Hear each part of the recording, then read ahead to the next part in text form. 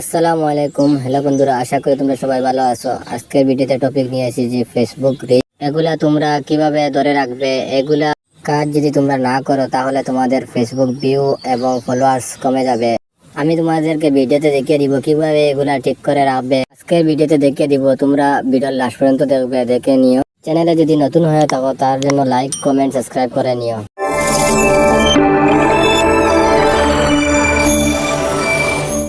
যদি আপনার ফেসবুক পেজে আসেন বা আপনার প্রোফাইলে আসেন, তখন কিন্তু আপনি দেখতে পারবেন ঠিক এই যে এখানে একটা রেটিং বা রিভিউ নামে অপশন রয়েছে, আর আপনি এখানে ট্যাপ করবেন। তো ট্যাপ করলে আপনি দেখতে পারবেন কিছু অসাধু লোক রয়েছে যারা হচ্ছে রিভিউ অপশনে গিয়ে তাদের বেটিং লিঙ্ক শেয়ার করে, বেটিং ওয়েবসাইট শেয়ার করে, আর এইগুলো কিন্তু ফেসবুক থেকে অ্যালাউ করে না।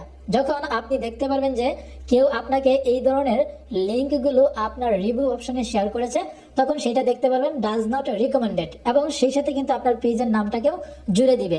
আর আপনি যখন এগুলো দেখার পরও আপনার পেজ থেকে ডিলিট করবেন না, তখন কিন্তু ফেসবুক ধরে নেবে যে আসলে আপনি এগুলোকে অ্যাক্সেস দিচ্ছেন, মানে আপনি তাদেরকে পারমিশন দিচ্ছেন।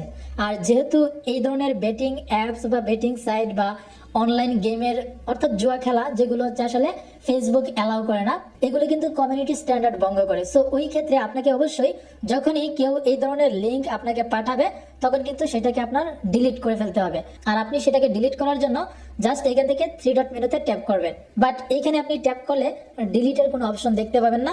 তার জন্য আপনাকে এখান থেকে রিপোর্ট পোস্ট এই অপশনটির উপর ট্যাপ করতে হবে। এখানে আপনি দেখতে পারবেন বেশ কিছু অপশন রয়েছে, বাট এখান থেকে আমাদেরকে সিলেক্ট করতে হবে স্পাম, কারণ এই ধরনের লিঙ্কগুলো কিন্তু স্পাম লিঙ্ক, আর এইগুলো ফেসবুকে অ্যালাউ করে না।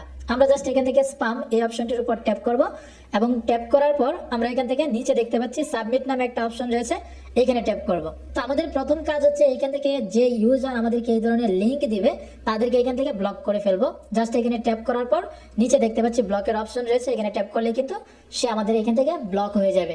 তারপর আমরা এখান থেকে জাস্ট ডান বাটনটির উপর ট্যাপ করব, আর এভাবেই কিন্তু আমাদের পেজ থেকে এই ক্ষতিকারক ব্যক্তিগুলোকে সরিয়ে ফেলতে পারি এবং আমাদের পেজ থেকে আমরা সুরক্ষিত রাখতে পারি। তো আশা করছি আজকের এই ভিডিওটির মাধ্যমে আমি আপনাদেরকে সবকিছু ইন ডিটেলসে বোঝাতে পেরেছি।